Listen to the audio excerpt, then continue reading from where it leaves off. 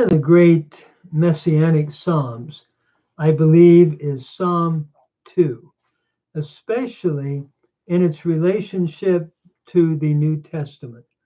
And I'd like to translate it from the Hebrew and then make an exposition and commentary or brief commentary on the text and look at how the New Testament applies it to Christ.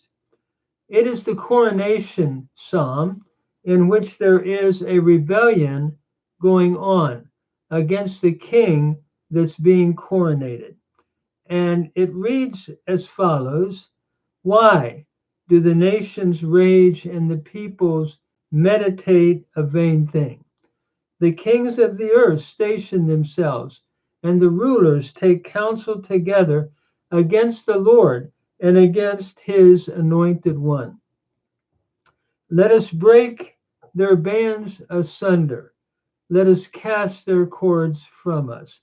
Notice as we begin these first three verses, there is a revolt against an Israeli king, and the nations surrounding this king are in revolt, and the rulers are standing up against his coronation day and his coronation. And so there is revolt against the Lord and against his anointed one.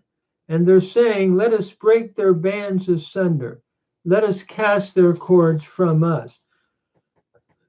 One of the interesting things as we look at this psalm, in terms also of the New Testament, I think I would call this a typically messianic psalm. We are looking at the coronation day of an Israeli king, of David or another king that is being coronated. But in the New Testament, these words that we just read about the nations raging against the king and against the anointed of God are applied to Christ directly in Acts chapter 4. Notice in Acts chapter 4, as we look at the New Testament, this is quoted again in verse 25, where it speaks of your child David said, who is our father, through the Holy Spirit, or by the mouth of the Holy Spirit. Why do the nations rage and the peoples meditate a vain thing? The kings of the earth station themselves, and the rulers take counsel together against the Lord and against his anointed one. Notice we're told of a truth. They were gathered together in that city against your holy child Jesus, whom you anointed, Herod and Pontius Pilate, with the Gentiles, to do whatsoever, and the peoples of Israel, to do whatsoever your hand and your will has predetermined to occur. Notice the first application has to do with the cross and the revolt that was taking place around the cross of Christ. That is the first application. Then as we go back to the psalm, in the next verses, notice the Lord is sitting in heaven and he has it all under control. Notice it reads, the one who sits in the heavens will laugh. The Lord will jeer at them. Then he will speak unto them in his anger and will terrify them in his wrath. But I have installed my king upon Zion, my holy mountain. Notice the determination of Yahweh, of the Lord. He is sitting on his throne.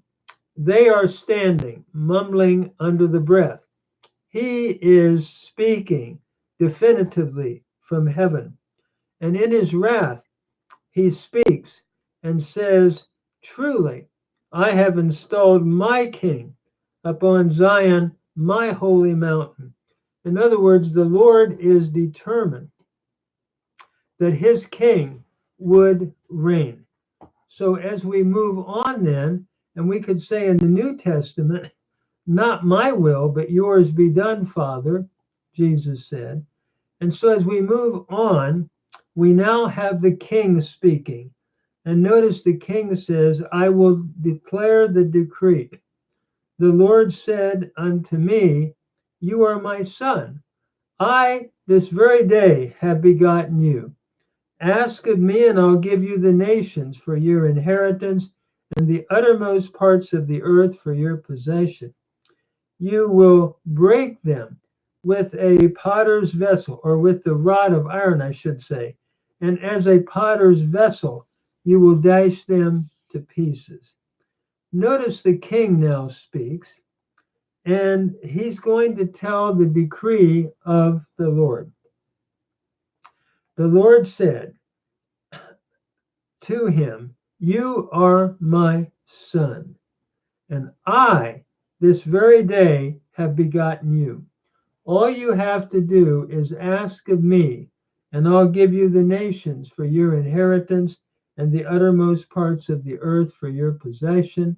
As a matter of fact, you will crush them with an iron scepter, and as vessels of a potter, you will dash them to pieces. I think as we look at this, as we look at it from a historical point of view, the Lord is determined that his king is going to reign, and the king declares that determination of the Lord. And when he says, you are my son, that was a common expression, meaning at the coronation of a king, the king would be called the Son of God, would be representing the God that was coronating him. But as we look at the New Testament, the Apostle Paul in the book of Acts applies this very text to Jesus Christ, and specifically to the resurrection. So looking at the New Testament, notice in verse 33 of Acts chapter 13, it reads that God has fulfilled this to our fathers by raising Jesus, as it is written in the second Psalm, you are my son, I today have begotten you. All you have to do then is recognize, Paul is saying, that Jesus is the coronated son. This is a sermon that Paul had preached. And then he goes on to say, because God raised him from the dead, he is no longer about to return unto corruption. Thus it has been said, I will give to you the sure mercies of David. And also in another place, you will not give your Holy One to see corruption. He's quoting here from two Old Testament or texts in the Hebrew Bible. One is Isaiah 55, verse 3 from the Septuagint concerning the sure mercies of David. The other is Psalm 16. You will not abandon your Holy One to corruption. And then Paul goes on to preach, and Luke records it, for David in his own generation fell asleep by the will of God and was placed with his fathers, and he saw corruption. But he whom God raised, that is Jesus, did not see corruption. So the beautiful conclusion is, let this be known, men, brethren, that through this one is forgiveness of sins, and it's being declared, because from all the things which you were not able in the law of Moses to be acquitted. Notice the beautiful application here that Christ is coronated, and that the resurrection was the coronation day of Jesus Christ. And we see this especially here as Paul drives this psalm home relative to the resurrection being Christ's coronation.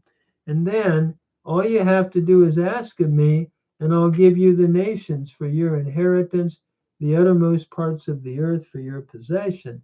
It's interesting that in Hebrews chapter 1, Jesus is heir of all things.